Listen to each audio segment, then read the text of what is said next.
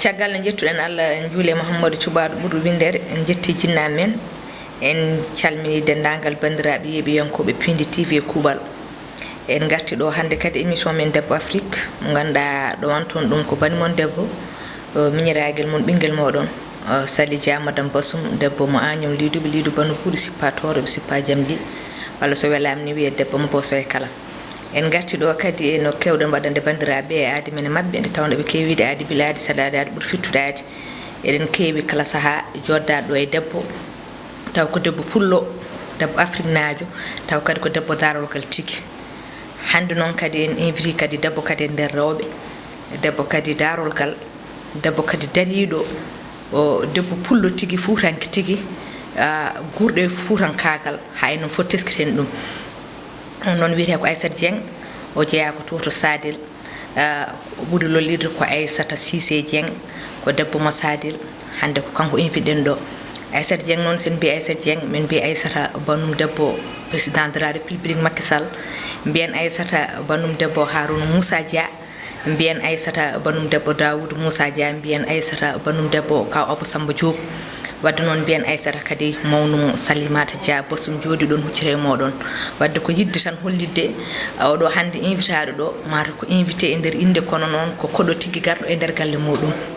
wadde noon en calmin mom en juurima mom bismoɗen mo émission o inchallah gayren naten émission o bisimilla ma dede Aissata assalamu aleykum bandiraɓe yeeɓoɓe Ayawu Pindi TV mi salmini dendagal bandiraɓe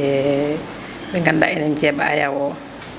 ma sœur Sali Bassoum mi wima bisimilla kadi mi weltima no feewi e invitation o kadi no mbiruɗa ni mataw ko neɗɗo ne bisme eɗo yo jeeyi o ko gallam gon tigui galle mo ganduɗa ko galle Harouna Moussa Dia galle Daoudou Moussa Dia wadde ko gallam kadi ko galle Sénégal foof en mbawi wiide ko galle fulɓe tan par ce que wona fulɓe tan ɓe gonani donc wadde ko galle Sénégal foof mi weltima e invitation mi salmini le président Abou Samba Diop kañumne ko sehil ko guiɗo donc mi weltima no feewi so tawi mi noddama ɗo mboɗo sikki mboɗo joguiɗo hen joɗande ɗum noon mi weltima minen ɓuuri weltade minen ɓuuri weltade e accueil o kadi tawrumi galle woni machallah mi weltima no feewi merci eyyi minen ɓuuri weltade Seydi Dieng e kadi minen kadi min jarimama nde noddanɗa nottiɗa tawno eɗen gandi temps uji ɗi mbeɓani kono nde nodduma mbiɗa salmiñam koye gallam tigui noddami somi noddama mboɗo softa tigui arde kadi e arde kadi émission meɗen Debbo Afrique woni no mbiɗen ni bisimilla ma hande kadi e émission he lawol konngol caggal ɗum noon min mbi ka debbo mo Sadel wadde ka debbo mo Fouta Kala e kono hande sa min invite ma ɗo min invitirma ɗo ko sabamde debbo leader dariɗo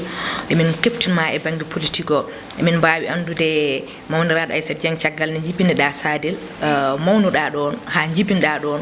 holde natɗa e politique o hol kadi ko nannuma e politique eyyi Sali mi salminima men lawol gongol kadi mi ɓeydan tan kadi weltaram saabu ɗo natirɗa ɗo mboɗo wawi wiide comme politicien kono hen saahaji min jaggami horam tan komi jinggowo par ce que nanni mi politique ko yiddimi président Macky Sall gandumomi ko 2004 donc guilde neɗɗo o welimi e guila o wone PDS kadi o waɗani min hen gueɗe baɗɗe fayida min Sadel naɓe ko ɗum tahi min jaggantemo guila nden nde waɗi créé parti o noon min je n'ai jamais fait la politique kono nde waɗi créé parti wiyeteɗo APR mbimi noon han kadi président Macky Sall tade berima min mboɗo duusa ɗum donc wona wonde politicien mais ko duusgol nannimi hen hakke andudemi gorko o no wayi yidde hoore mum yidde leñol mum e yidde leydi mum donc ko ɗum nannimi hen ko nannimi parti o ko nde parti o waɗa créé en 2008 ko ñande hen nanmi hen ha hande noon mbeɗemi hen kadi mi fiɓani woppude so wona ñande o woppi ɗum woni mi andinade eyyi Seydi Dieng wadde sen beelama mbiyen an e président de la république Macky Sall ko gila avant makko ni kerjude mouvement haɗuni wonde parti par ce que mbiɗa ko gila mo woni PDS gila 2004 Allah waɗi nde o yalti o keri parti makko 2008 aɗa jeeya e idiɓe arde e parti o e en tant que noon debbo en tant que kadi fuutanke tawno eno fof gon fuutankoɓe en gandi holno gurduɗen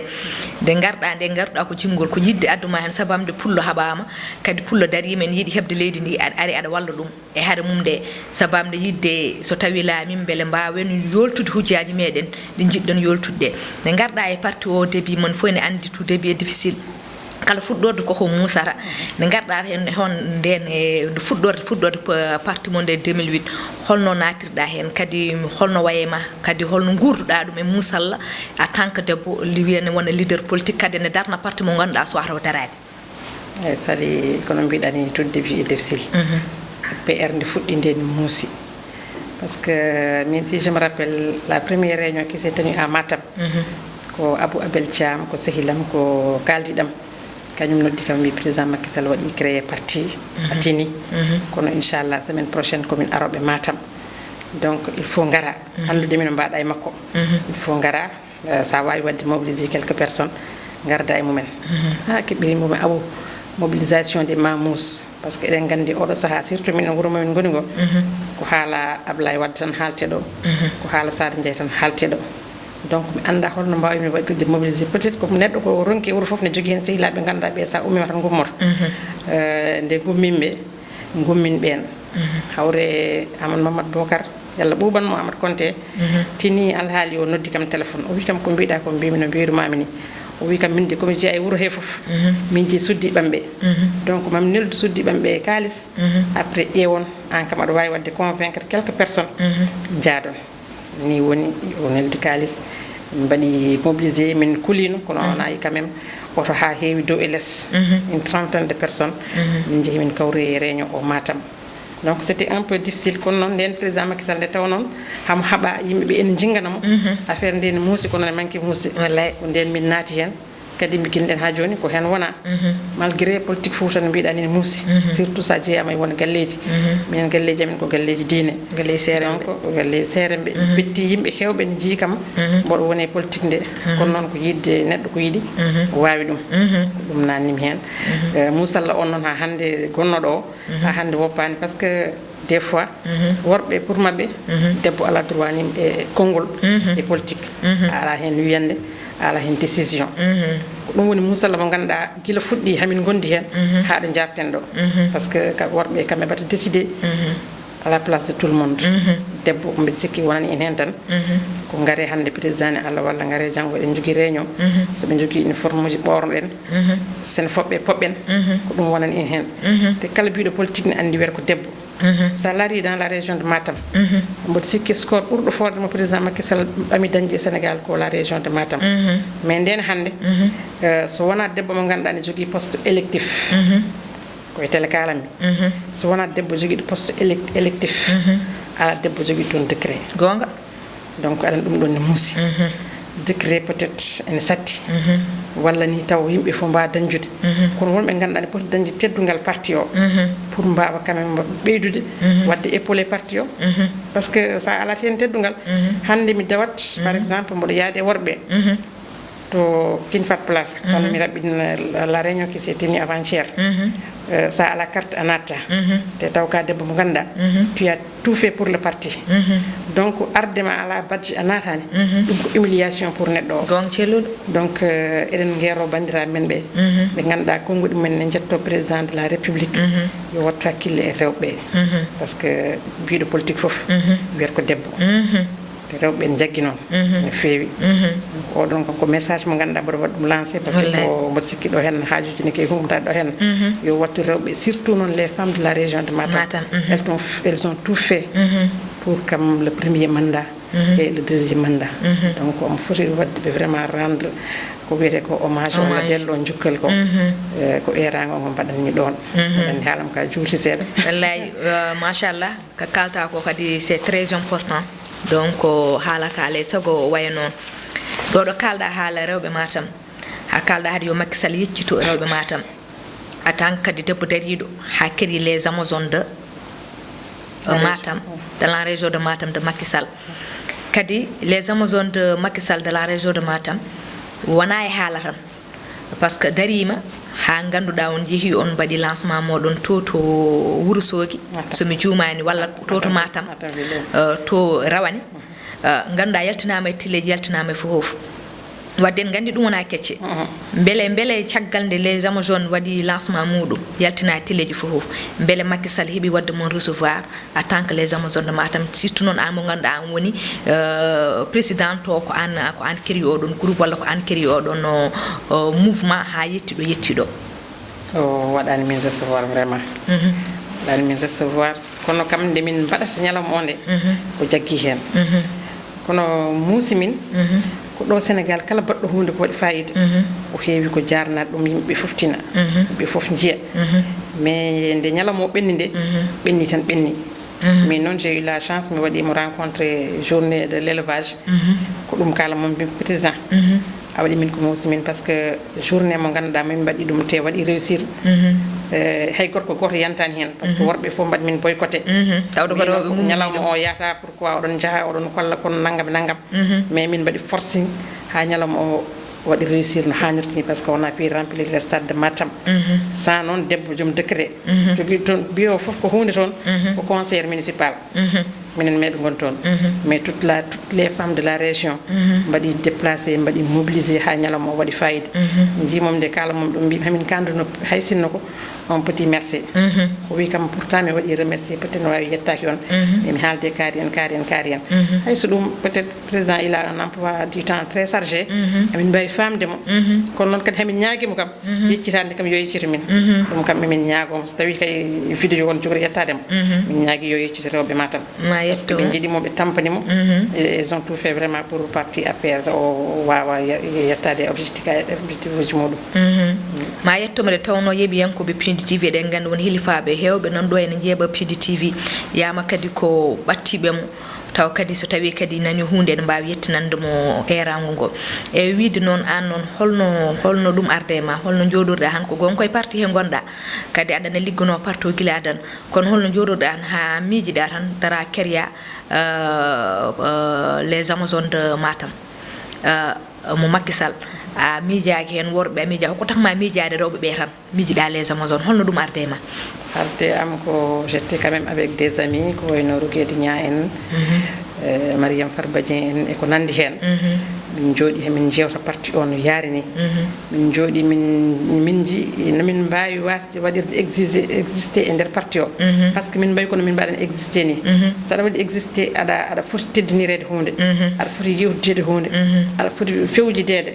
min ji ɓe fewjitta e amen kamɓe worɓe ɓe fewjitta e amen ko gaare tan hamin mbaɗa ha sabba naggam o nden élection ngaji législative mo 2017 ne faandi mbimi rewɓe joni onon on garan mbaɗen un peu de bruit par ce que en politique il faut des fois mbaɗa bruit pour mbawa siftorede woodi noon ɓe ganduɗa jaadani ɗum mais nde yeehi ha liste uji mbaɗa composé mbaɗa déposé 2 jours après liste uji jalti aɗane waɗi saha e safo nana kaari wiyama e ɗan liste ɓe noddi kam ɓe mbi ijam on département Matam ko kaari mbiyeten mbimi aha mbi joni enen noon no mbatten mbimi enen en mbawa wadde médecin après la mort sen mbaɗino bruit avant composition liste uji ne wawi kala mo Allah yiiɗi hen ƴetta kono noon on jaɓano nden joni kay en joɗoto tan muñen ɓe mbiya ala jotta ko muñen mbaɗen bruit mbi min watta bruit après les dépôt liste uji ɗi par ce que les listes sont déjà déposées heddi ko hol jogorɓe ƴettede donc bruit min hay hunde nafata ɗo hen mbi wadde en joɗoto tan mbimi gaare galle en jiidiren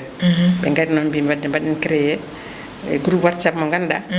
eɗen jewta hen ƴeewen so tawi eɗen daña kuccam ɓe mbi bisimilla min mbaɗi créé groupe o holno guinnirten heɗe min poɗodira inde he ha hakkillam ari mbiyen les Amazones de Macky Sall min mbaɗi créé groupe o min jewta hen min kaala hen ha holno mbatten ha jiidiren par ce que y avait toutes les femmes de la région de Matam min mbino tan ko min mbaɗa les femmes de Guénar ɓe mbi nden affaire o faɗat donc mbaɗen toutes les femmes de la région de Matam par ce que ko musatami ko ne wawi taw ko ɗum musat ranir najo ne wawi taw ko ɗum musat kanel najo min ndendi min mbaɗi les Amazones de la région de Matam ko ni hen arde ha heddi noon journée o holno watte taw mbaɗa foɗi voyagé gartumi kadi convoque mi ɓe galle ɓe gari min ƴeewi no min mbaɗata si min kawri e yomin mbaɗoye Matam ville par ce que no wayi foof Matam kañum woni chef lieu régional yomin mbaɗoye toon holto mbatten ɓe mbi galle président Macky Sall ɓe mbi maison de jeunes mbi pourquoi pas en mbatta stade mbi non stade ne mawni trop mbimi Allah wawi gonen toon yimɓe sappo mais ko anniye men jagande président Macky Sall ken yimɓe sappo ko ɗon dole men tolni kisoto min kaali hamin nandiri yaade stade nde ko ɗum addi yaadu min stade kadi machallah waɗi réussir no feewi minen fof min jiiɗi les femmes de la région kadi mon fof ari ne weyti mon fof ari ne welti objectif o wonno ko wadde réélire le président Macky Sall en 2012 le premier tour mbeɗa sikki en jettima objectif men kadi e score mo ganduɗa hoorema watta heqiɗigade matam foof yalti voti machallah en 2019 eyi a weltanama seydi Dieng mboɗo sikki bandiraɓe paami ɗum wadde joni so tawi en paami nder haala he ka debbo aɗa jeeya e rewɓe ganduɗa lamminɓe Macky Sall guila adan ɓe ganduɗa wona ko joni o laamima tan gabbirima hen artuɓe hen guila hay hunde wonani te eɗen gandi ɗum hande weeɓani politique par ce que hewɓe politicien uji hewɓe nanɗo ko ngala ɗo jaggi parti mo nani fof tan ko jomum koye pouvoir jaaha mbaɗa hon transhumé mais keryude parti kesso tan yimɓe gara taw an ala doole ngara gummo wallidde de ma ɗum ko yidde tan hokkata ɗum te neɗɗo noon kala tampuɗo e hunde ene foti hebde barke nde ene foti hebde tampere nde kañum enen foti yoɓede teddungal ngal foti hebde ngal kono min jii ɗum foof malgré Aissata Dieng tampere mum nde tampe makke nde fof hande won watteɓe ɗo won tottoɓe won postioji walla goɗɗum taw noon ko onon ɓuuri handude hen hol caɗele mum holko woni probléme APR hande ha ganduɗa ɓurɓe tampude hunde ɓe walla ɓurɓe daranade ɗum ɓe ha yimɓe fof cettiɓe wona ɓen keɓata on question de est ce que mboɗo wawi jabade hen jaabo hen seeɗa tan ko ganduɗa ko question jabade muɗum mataw ma mu seeɗa par ce que affaire o sa daari aɗa sat habde ni nde parti o waɗa créé en 2008 yimɓe ɗen pindiri ene mbiye pourquoi ɗon ndewo Macky Sall o jogorani wonde ayi wiyannoɓe noon ɓe hande ko kañum en jooɗe laamu hen ko kañum en jeeyi neema tampunoɓe hanki ɓe kañum en joni koye dusdi keddi donc a wawata wade a wonani au fond des choses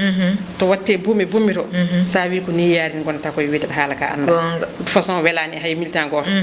kono noon ɓe ganduɗa ko yiɗɓe aussi mbawa wasa yadde hen sa yiiɗi président Macky Sall kadi ko kanko jogui décision ngaji makko donc a wonat un militant discipliné jaada e les décisions du président de la république hay so tawi ne musma min jaade décision ngaji makko ɓe sikki on vient de démarrer le deuxième mandat inchallah mataw mo yeccito quand même yimɓe surtout rewɓe par ce que rewɓe hono ma en mbayno leydi en kalani haala worɓe par ce que worɓe yama won hen heɓɓe teddungal kono debbo hande eɗen mbawi wiide politique hande ko rewɓe sukaɓe jogui ɗum en mbiyani eɗen jaltina worɓe kono doole ɗe ko ɓuuri hen hewde ko rewɓe sukaɓe par ce que rewɓe sukaɓe ɓuuri hewde électoral o ko on banggue ɓuuri hewide kono eɗen jii e hayso wona oɗo régime tan régime aji ɗi foof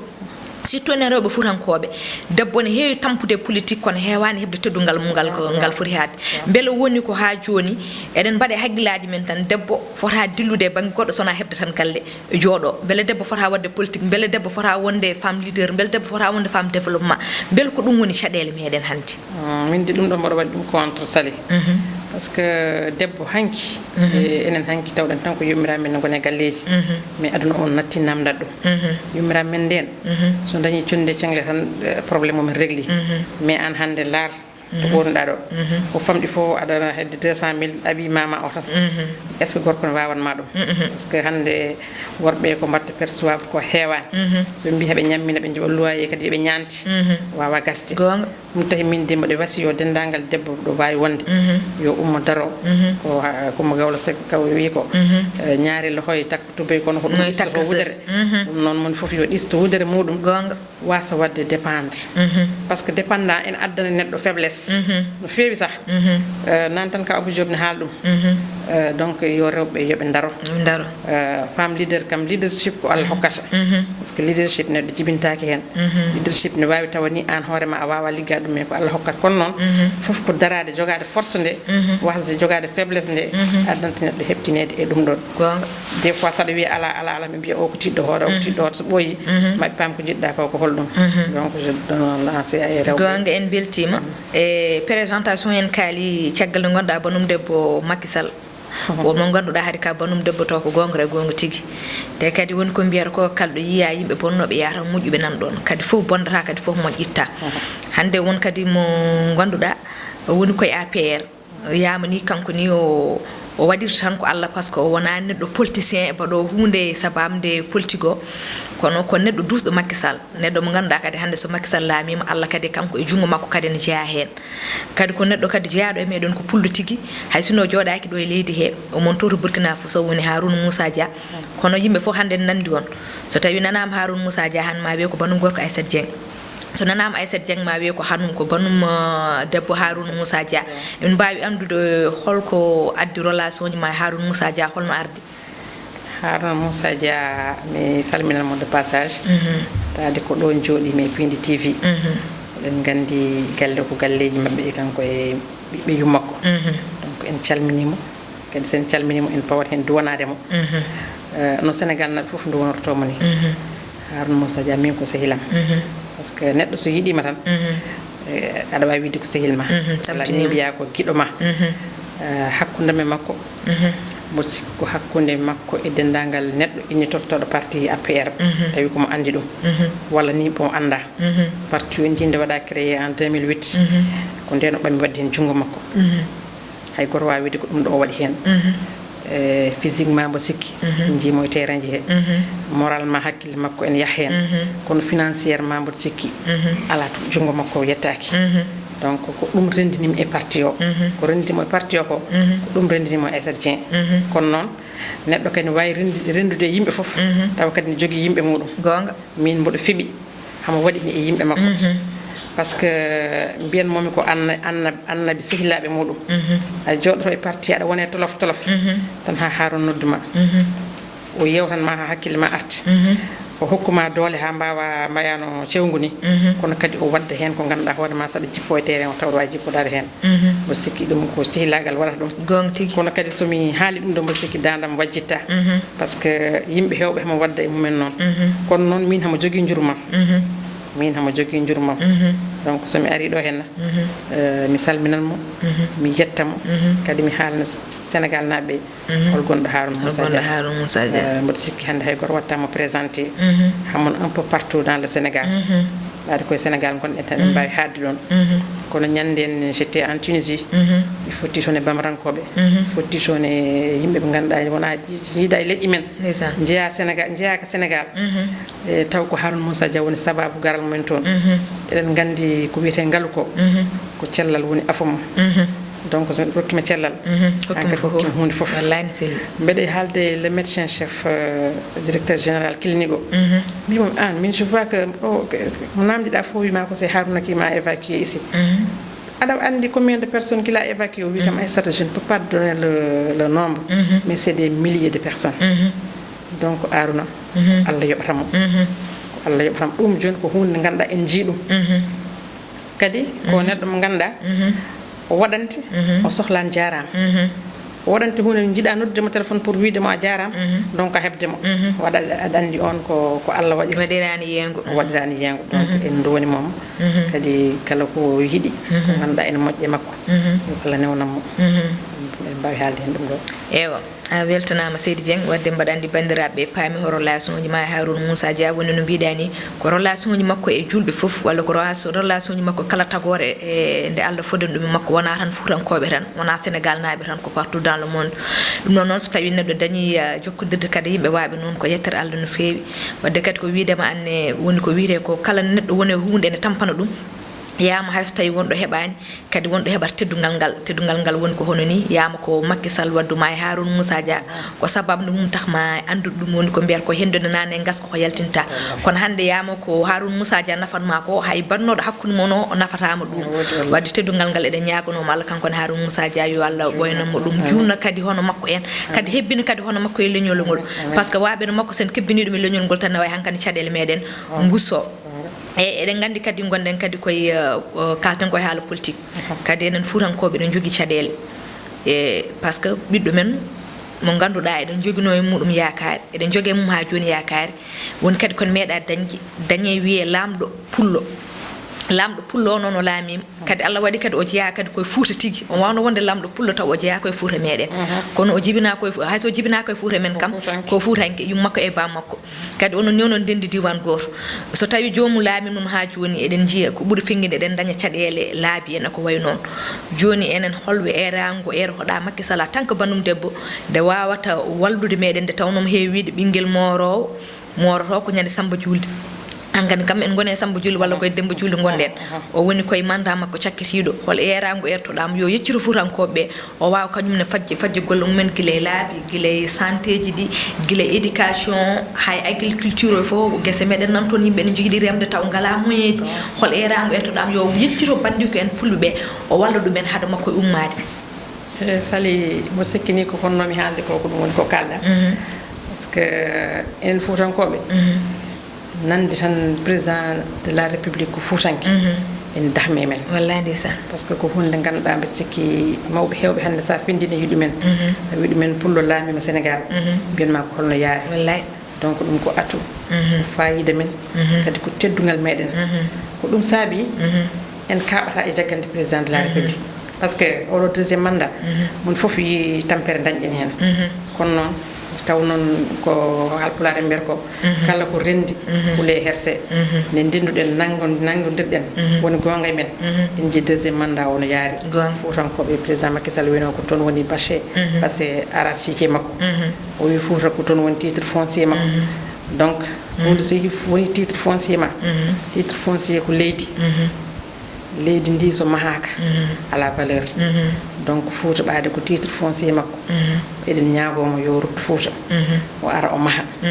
o woni maade o waɗana en des infrastructures ko wayno laabi ni en jii hikka ndungu ngu no wayni yimɓe fof dañi caɗele ha won haalaji ɗi ganduɗa ni belani kalama hen ko neɗɗo so haaɓi des fois ne haala ko ganduɗa so gasne nimsita haalaji ɗi belani en kaali hen kono noon ko wiidema ko Fouta woni titre foncier makko addinen wiide yo rutto e Fouta o tinno o mahana en hande sen dañi des hôpitaux ɗe ganduɗa ko hôpitaux ji ɗi ganduɗa tawa ko nottoɗo inde mumen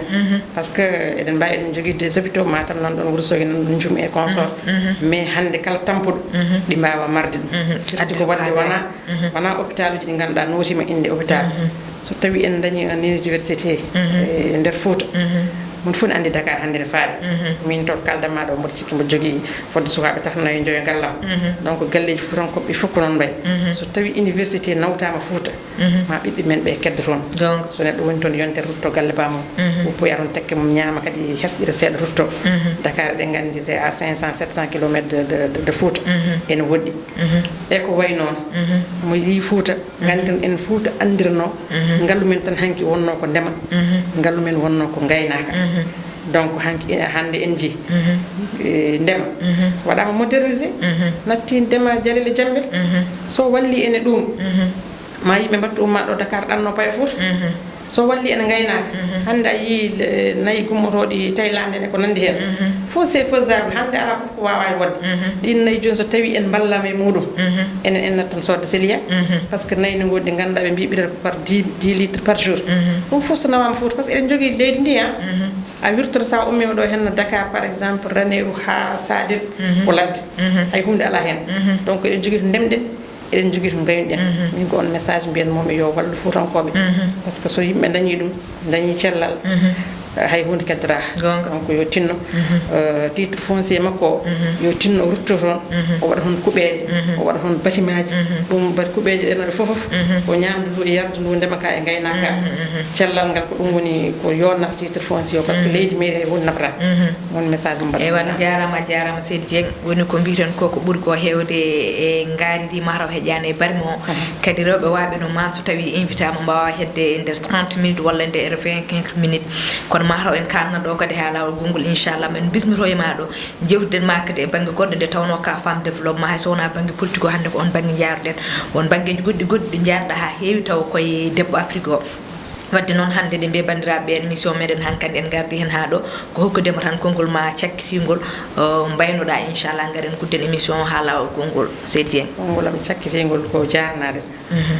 mi weltanimama no feewi Sali Mignam kadi mi wiima yo Allah sellin sembinma allahumma halduma hakkille o allahumma machallah ka cukalel kono hakkille o nanɗon tigi par ce que ko mawno hay neɗɗo ko wona duuɓi wona doole donc mi wiima jarama kadi mi jarno joom galle en ɓe Daouda Moussa e Harouna e dendagal ɓiɓɓe yummum par ce que oɗo initiative wadde Pindi TV comme télévision ɓiɓɓe fuutankoɓe ne garana kalɗo hen goƴaji mumen ko hunde mawde gonga donc ɓe mbiyama Allah jarama ɓe jarama kadi yo Allah hebbino hono mabɓe en par ce que enen Haalpulaar en eɗen jogui ko kalɗen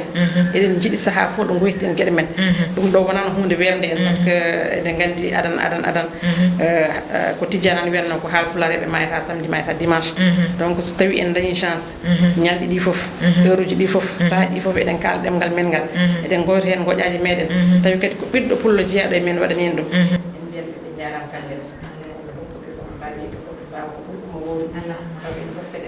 allahumma mi salmini équipe o machallah kamɓe ko yimɓe Baba Samba Papa Samba équipe muɗum Thiat Walo kamɓe woni caggal caméraman uji on beltanama kadi on mbiyama di courage inchallah so muñal ari fof ne wawi hejji hen dokku en sagoji men beltanima Abou Samba Diop directeur mon tampuɗo Allah jarama Seydi Dieng wadde no mbiɗen ni kaldiya golde tiiɗi won wonɓe caggal ko wayno min wiyatamo Papa Samba équipe muɗum Thiat Walo kamɓe en Ndeye Fatou en kamɓe fof en calminmaɓe juurimaɓe nde tawno enen jottaten ko plateau kalen kono golle ɗe fof ko kamɓe jogui ɗum kamɓe pilmata kamɓe montata kamɓe mbaɗata fof ko sukaɓe kadi dariɓe daraniɓe Pindi TV no fewi en calmini ɗon kadi woni no mbiɗani bandiraɓe worɓe saabu ɗum min koye mabɓe jeeyami komi jajaho mboɗo famoroɓe Harouna Moussa Dia e Daouda Moussa Dia joom galle o ene wonde kawba Samba Diop kam fof en calminiɓe en jarnimamaɓe wadde en calmini dendagal bandiraɓe yeeɓiyankoɓe Pindi TV e kuuɓal